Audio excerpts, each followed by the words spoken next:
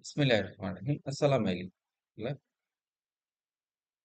Success পিপলদের একটি primary একটা বৈশিষ্ট্য হলো fake it till you make it. আবার বলি, fake it till you make it. যতক্ষণ না সফল হচ্ছেন ততক্ষণ সফল হওয়ার মতো অভিনয় বা আচরণ করুন। আমি একটু ব্যাখ্যাই করি। আপনি যা কিছু দেখেন তা চোখ দিয়ে না, মস্তিষ্ক দিয়ে দেখুন।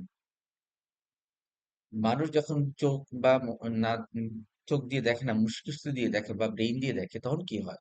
মন দিয়ে তা বিশ্লেষণ করে, চোখ দিয়ে তা অ্যানালাইসিস করে, মস্তিষ্ক সেটাকে আবার রিফ্লেক্টিভ, মানে প্রপার ক্রিটিক্যাল থিঙ্কিং এর মধ্যে বিশ্লেষণাত্মক ভাব করে। অর্থাৎ মানুষ যা দেখতে চায় সে ধরনের আচরণ আপনি করতে থাকুন, এবং আপনার সাকসেসটা না হওয়া পর্যন্ত আপনার সাকসেসফুল পিপলের মতো আচরণ করুন।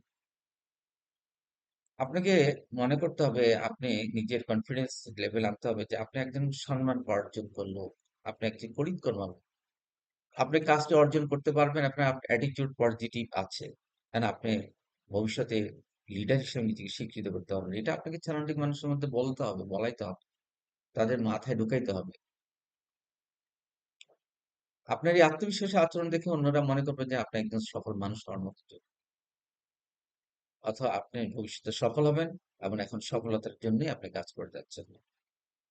আত্মবিশ্বাসের আচরণ যদি মানুষের ভিতরে কনফিডেন্সিয়ালি মানে খুব প্রকট ভাবে না থাকে, তার মাইন্ডসেটে না থাকে, তার গ্রোথ মাইন্ডসেটের ভিতরে না ঢুকে, তো সেই মানুষটা অন্যের কাছে একটা হতাশার বিষয় হয় যে ওকে কাজটা দিলে কি সে করবে বা পারবে, এত বড় গুরুত্বপূর্ণ কাজ।